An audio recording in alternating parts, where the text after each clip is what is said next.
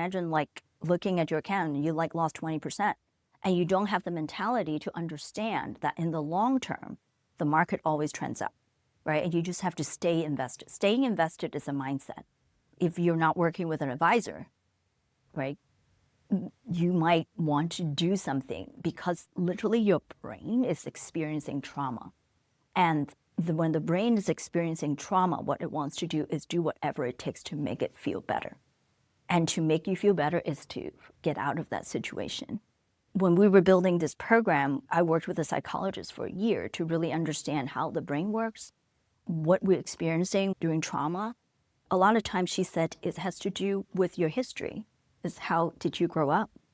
What kind of experience did you have with your family? Because we learn most of things about money from our family, how we grew up. That it's a very important experience for most of us because money was never really taught explicitly.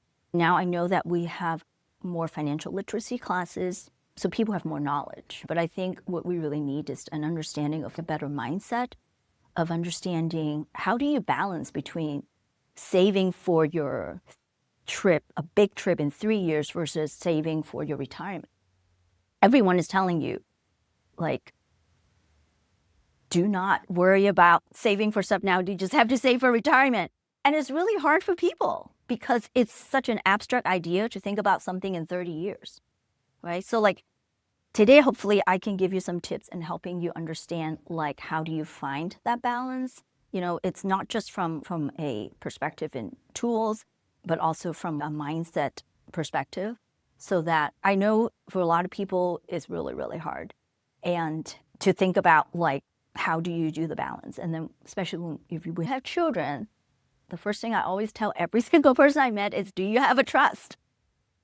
And if you don't have a living trust, like, you need to go get one immediately because it's to protect your children. How do you want to raise your kids? Your wishes is in that trust.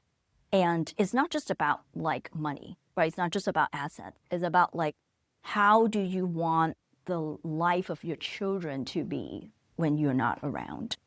And it's something that, you know, I talk with my girlfriend, like I have a little chat group every 3 months. Hey, have you guys set up your trust yet? I have people who told me, like, we've been wanting to do this for 16 years. And I'm like, what are you waiting for? You got to get that done now. So if you have to choose between hiring an investment advisor, doing your trust, go do your trust. The advisor can wait, like, but the trust cannot.